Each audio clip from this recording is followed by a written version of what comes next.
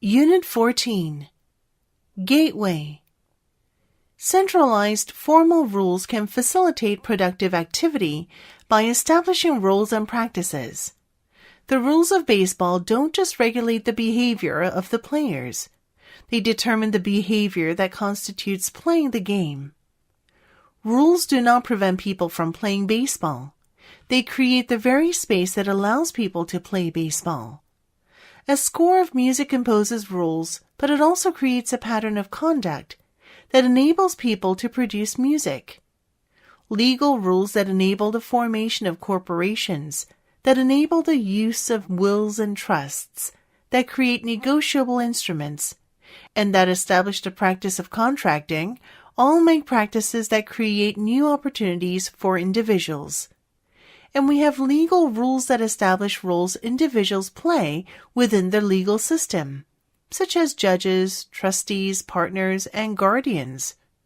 True, the legal rules that establish those roles constrain the behavior of individuals who occupy them.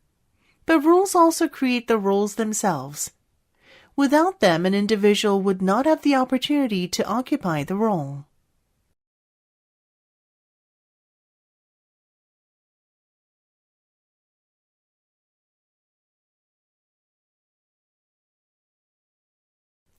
Exercises. Number 1. Virtues are the basic building blocks of human character. They are fundamental qualities like kindness, playfulness, or self-respect. Virtues are not qualities that only some people possess. Rather, a virtue is a capacity to exercise that quality. According to virtue ethics, every person is endowed with the same basic library of virtues, and the potential to excel in any of these virtues is part of our basic makeup. Therefore, what differentiates us from one another is not whether or not we possess a given virtue, but rather the degree to which we have developed, or our parents and teachers have developed in us, the ability to exercise that virtue. Within a virtue ethics framework, a chronic liar would be understood as being very short of honesty, rather than lacking honesty entirely. Given the right conditions and a genuine desire on that person's part to become more honest, they could over time develop a greater capacity for honesty.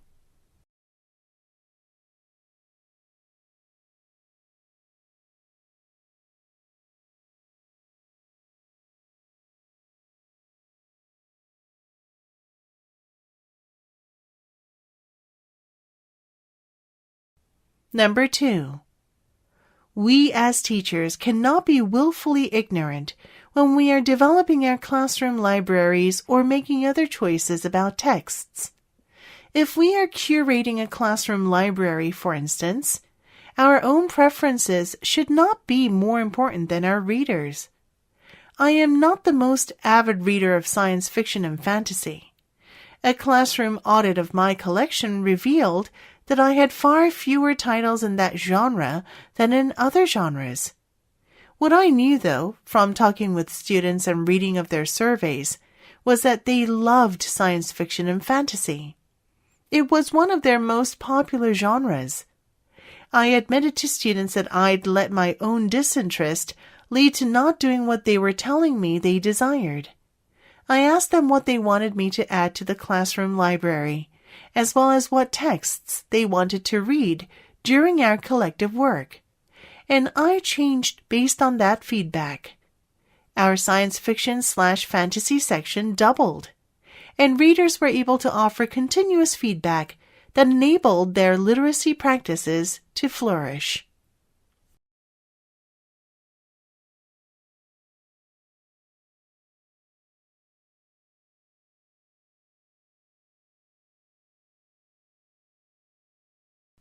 Number 3.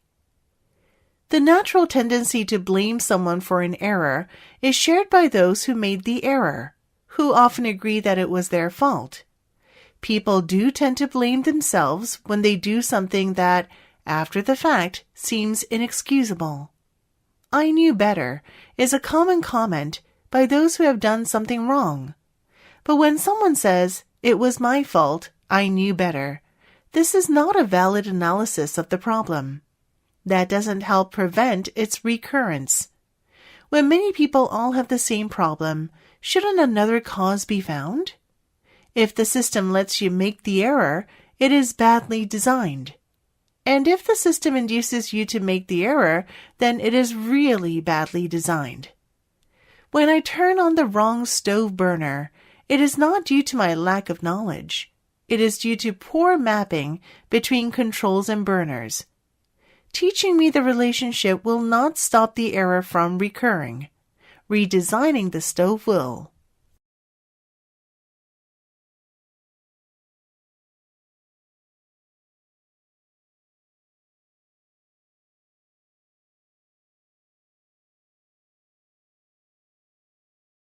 Number 4. Production is useless without distribution. Without a powerful distributor, the list of products that a publishing organization's executives believe could be tremendously successful will have much less chance of achieving its potential. Some people believe that the Internet reduces the importance of publication and distribution because just about anyone can post, that is, distribute, a collection of just about anything online for very little cost. But putting things on a personal website or even on a backwater page of a popular distributor does not ensure that anyone but your friends will go to it. Perhaps you will get lucky and the clip you posted will become a popular viral video viewed by millions. In most cases, however, the key is to have the power to place the content in a position where many people have a good chance of seeing it. That means getting the attention of a powerful distributor.